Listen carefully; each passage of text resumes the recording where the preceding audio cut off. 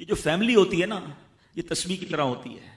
اور ہم نے دیکھا ہے کہ یہ جو ہے نا تسبیح کے اوپر والا حصہ، یہ ماں باپ ہوتے ہیں. جب یہ چلے جاتے ہیں نا تو اپنے بھائی بہنوں کو جس طرح تسبیح کے دانے بکھرتے ہیں نا، اس طرح بکھرتے دیکھا ہے.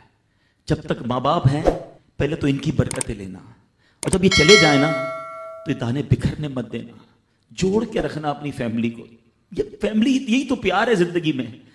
تھوڑے سے پیسوں کے لیے بھائی بہن لڑتے ہیں، جائیداد کے لیے بھائی بہن لڑتے ہیں، تھوڑے کاروبار کے لیے لڑتے ہیں. ارے قربان کر دو، کوئی بات نہیں، بھائی کو تھوڑا زیادہ چلا جائے. میری بہن کے گھر میں ہی جا رہا ہے نا، یہ تیرا ہے، یہ میرا ہے، نہ کیا کرے.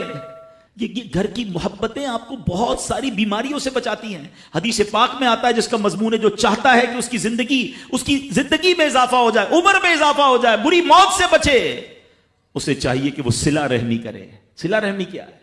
اپنے رشتہ داروں کے ساتھ اچھا سلوک. اور رشتہ داروں میں the closest family member جو ہے وہ بھائی بہن ہیں، وہ ماں باپ ہیں، بیوی بچے ہیں. ارے ان کو چھوڑ کر دنیا سے محبتیں جتا رہے ہو؟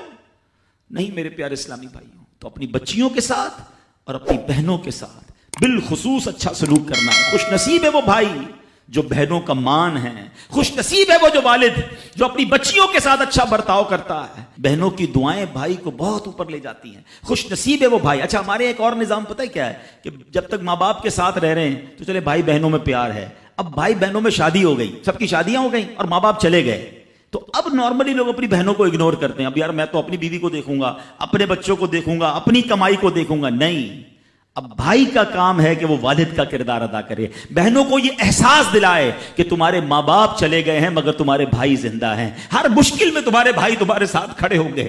کبھی بہنوں کو یہ ریئلائز مت کرانا کہ وہ اکیلی کہیں کسی پرابلم میں ہو تو وہ اکیلے میں سوچے کہ میرے ماں ہوتی تو میں ماں سے بات کر لیتی، باپ ہوتا تو میں باپ سے کہہ دیتی. بھائی کو کیا کہوں، وہ تو سنتا ہی نہیں ہے.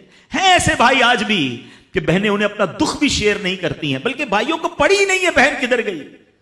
یہ مت کرنا. اگر تم اپنے ماں باپ کی روح خوش کرنا چاہتے ہو نا تو بھائی بہن جڑ کے رہو، بھائی بہنوں میں پیار رکھو. یہ پیسہ سب کچھ نہیں ہے.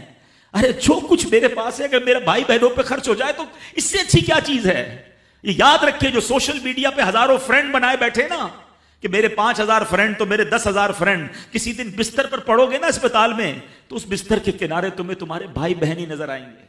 وہ سوشل میڈیا والا تمہارا جو سارے دن چیٹنگ جس کے ساتھ واٹس ایپ پہ لگے ہوئے ہو نا گروپ میں، کوئی نظر نہیں آئے گا. جب تمہارے گھر میں کوئی بچے کا پرابلم ہوگا، آدھی رات کو اگر تمہارے گھر کوئی آ کے تمہیں دلاسا دے گا تو تمہارے بھائی بہن ہوں گے. بہنوں کو حقیر نہ سمجھنا، یہ ان لوگوں کے لیے بھی درس ہے. اسلام جب نہیں آیا تھا نا تو بہنوں کے حقوق نہیں تھے، ان کو کوئی ورثے میں حق نہیں دیتا تھا، بہنوں کی شادیاں نہیں کرواتے تھے. مگر آج بھی کچھ قبائل سنا ہے ایسے ہیں، آج بھی بدبخت کچھ لوگ ایسے ہیں جو بہنوں کے حق دبا لیتے ہیں. ارے بہنیں تو غم گسار ہوتی ہیں، بہنیں تو بھائیوں کا مان ہوتی ہیں. ارے بہنیں ہوتی ہیں تو گھر میں رونق ہوتی ہے. ارے بہنوں کو عزت دیا کرو، بہنوں کو پیار دیا کرو. اللہ کے حبیب فرماتے ہیں ایسا بھی ہوا کہ کچھ لوگوں کی ماں باپ جلدی چلے گئے، اب بھائی پر بہنوں کا بوجھ ہے. ایک صحابی کے بارے میں آتا ہے ان کی 6 یا 7 بہنیں تھیں اور سبحان اللہ وہ اپنی بہنوں کو انہوں نے پالا، اپنی بہنوں کو باپ بن کر پالا. ان کے بالوں میں کنگھی بھی کرتے تھے. اور جب بہنوں کی شادیاں ہو گئیں، بہنیں بڑی ہو گئیں، اپنی شادی تاخیر سے کی اور شادی بھی کسی بیوہ سے کی.